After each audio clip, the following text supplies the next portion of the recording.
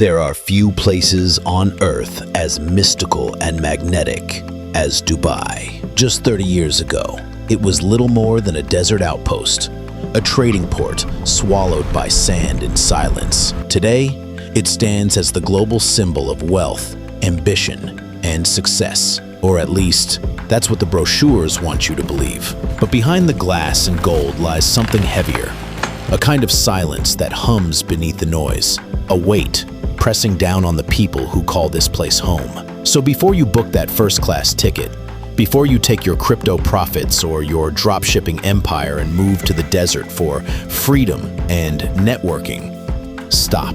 Ask yourself, why does a city built for success so often feel lifeless? Why does its perfection feel sterile? Why do so many people who move here end up leaving again? Because beneath the shine, there's a truth, and it's one most people would rather ignore. You arrive in Dubai believing you're escaping something. Escaping taxes, escaping responsibility, escaping belonging. Dubai became the promised land for people who wanted wealth without roots. A place where you don't plant trees, you park one in your rent-paid villa and leave. Where the metric of success isn't how deeply you grow, but how fast you go. The draw is seductively simple. There is no personal income tax in the UAE. 0% on your salary, your capital gains, your lines of credit. Your take-home is full, unfettered, unburdened. And the numbers confirm the scale.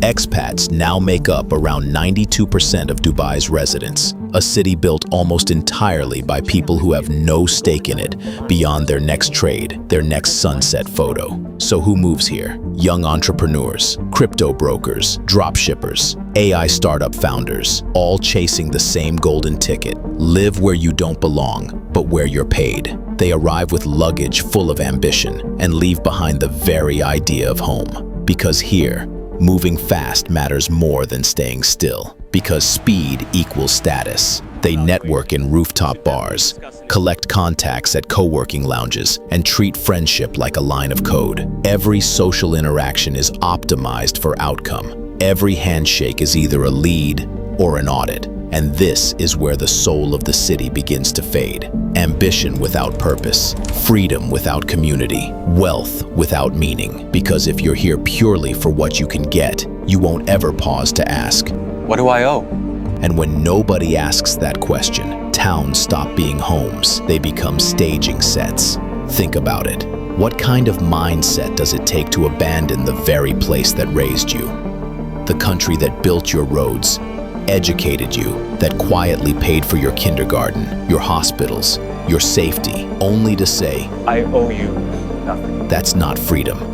That's opportunism, a capitalism so self-centered it mistakes escape for success. And when millions of people with that same me-first instinct gather in one place, you start to feel it in the air.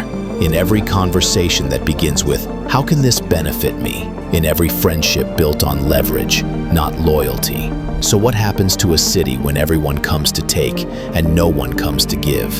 The answer isn't theoretical. You can feel it in the silence between skyscrapers, in the loneliness behind the luxury. In a city built for arrivals, no one stays. In a place designed for exit, no one belongs. And the hunger for more, faster, it creates a crowd of triumphant individuals, but collectively, they feel strangely invisible. That's the real cost of paradise. Dubai sells freedom, but only the kind that looks good on camera. Here, freedom means waking up whenever you want, working from your laptop by the pool, never paying a cent in taxes, and telling the world you've made it. It's the dream of every 20-something who escaped the gray skies of Europe, to live untethered, unlimited, ungoverned. But the truth? That freedom ends the moment you look beyond the skyline.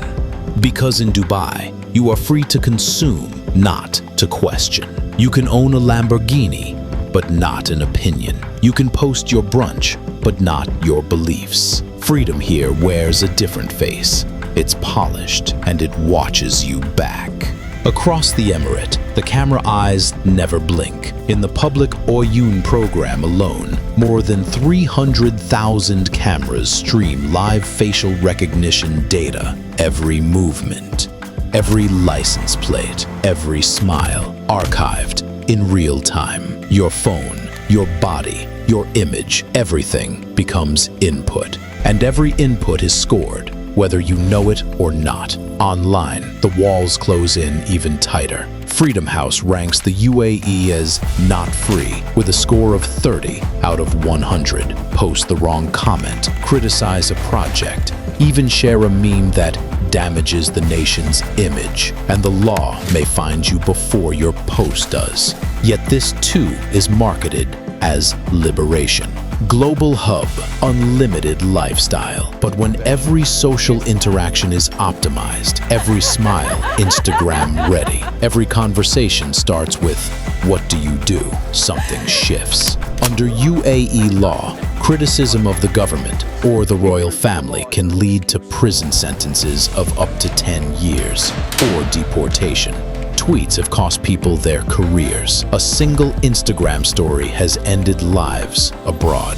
Freedom here is conditional, granted, not guaranteed. And yet, the illusion works. Because for most people, it's not about real freedom. It's about feeling free. Freedom from taxes.